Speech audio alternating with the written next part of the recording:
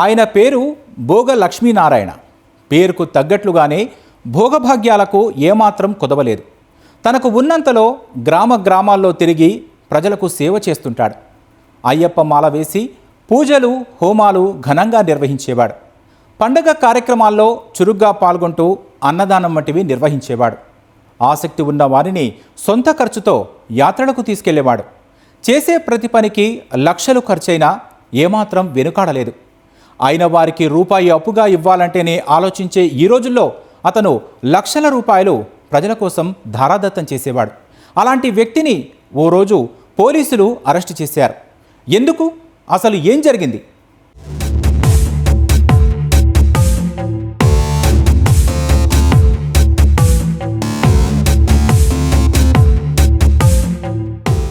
సాధారణంగానే ఉచితాలు, ఆఫర్లు, డిస్కౌంట్లంటే ఎవరికైనా ఆసక్తే. ఇంట్లో అన్నీ ఉన్నా ఆఫర్లో వస్తోంది కదా అని కొనిపెట్టుకుంటాం. అలాంటిది రెక్కలొచ్చిన బంగారం తక్కువ ధరకే వస్తోందంటే ఆశపడకుండా ఉంటారా? బంగారాన్ని ఇప్పించేది కూడా బాగా నమ్మకస్తుడైన వ్యక్తైతే వచ్చిన ఆ సువర్ణ అవకాశాన్ని ఎవరు మాత్రం కాదంటారు? అందులోనూ అయ్యప్పమాల వేసి మరీ అభయమిచ్చాడు. తమ కోసం, గ్రామం కోసం ఎన్నో సేవా కార్యక్రమాలు చేశాడు. అలాంటి వ్యక్తిని ఎలా నమ్మకుండా ఉండగలరు? అందుకే తక్కువ ధరకే బంగారం బిస్కెట్లు ఇప్పిస్తామంటే నమ్మారు. అడిగినంత ముట్టచెప్పారు.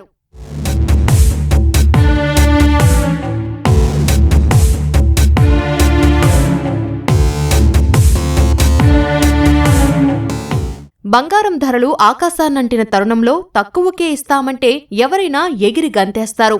ఆ బలహీనతనే మోసగాళ్లు తమకు అనువుగా మలుచుకుంటున్నారు. అమాయకులను మాయమాటలతో బురిడీ కొట్టించి కావాల్సినంత నమ్మకాన్ని సంపాదించుకుంటున్నారు. అందుకోసం ఎంత పెట్టుబడికైనా వెనుకాడటం లేదు. ఇదే పనిని భోగా లక్ష్మీనారాయణ అలియాస్ నారాయణప్ప చేశాడు. ఇంతకీ పెట్టుబడి కోసం అతనికి అంత డబ్బు ఎలా వచ్చింది?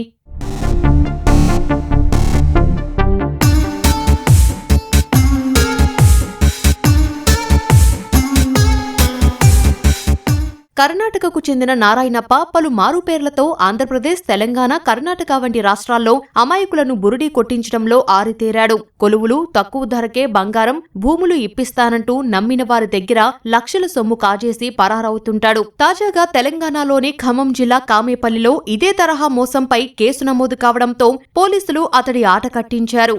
బాసంద్రగర్ సంబంధించినటువంటి వానోత్ సాయి కుమార్ భోగ లక్ష్మీనారాయణ అనే పేరుతో ఒక నకిలీ పేరు సృష్టించుకొని కర్ణాటకకు సంబంధించిన ఒక వ్యక్తి Narayanappa Gurrappa alias Anand Reddy alias Hariprasad alias భోగ లక్ష్మీనారాయణ అనే ఒక వ్యక్తి కెంపెం బంజారా గ్రామం మరియు బాసంత్ నగర్ గ్రామాల్లో, దాంతోపాటు చుట్టుపక్కల ప్రాంతంలో వాళ్ళకి పరిచయం ఉన్నటువంటి ఎంతో మంది వ్యక్తుల దగ్గర దాదాపుగా 85,70,000 రూపాయలు బంగారం ఇస్తారని చెప్పి నమ్మించి వారి వద్ద నుంచి వసూలు చేయడం జరిగింది. కర్ణాటక, ఆంధ్రప్రదేశ్లో మోసాలకు పాల్పడ్డ నారాయణప్ప ఇటీవల కాలంలో తెలంగాణలో నివాసం ఏర్పాటు చేసుకున్నాడు. ఏడాది పాటు భోగ లక్ష్మీనారాయణ పేరుతో ఖమ్మంలో కూడా నివాసమున్నాడు. నకిలీ ఆధార్ కార్డు, ఇతర ధృవపత్రాలను సైతం ఏర్పాటు చేసుకున్నాడు. అయ్యప్పమాల వేసుకుని కామేపల్లి పరిసర ప్రాంతాల్లో పరిచయాలు పెంచుకున్నాడు. ఈ ఏడాది ఫిబ్రవరిలో తన కారు డ్రైవర్ సాయి కుమార్ తో కలిసి మోసాలకు తెరలేపాడు. తక్కువ ధరకే బంగారం బిస్కెట్లు ఇస్తానంటూ ఆశ చూపాడు. నిందితుని మాటలు నమ్మిన పలువురు అడిగినంత డబ్బులు ముట్టచెప్పారు. ఇలా 85,70,000 రూపాయలు వసూలు చేశారు. ప్రజల్లో నమ్మకం పెంచడానికి అన్నదానాలు, అయ్యప్ప పూజలు, శబరిమల 7 పాయల యాత్రతో పాటు ఛత్రపతి శివాజీ విగ్రహం నిర్మాణం కోసం 10 లక్షల దాకా వెచ్చించారు. ఆ తర్వాత మిగిలిన సొమ్ముతో పరారయ్యారు.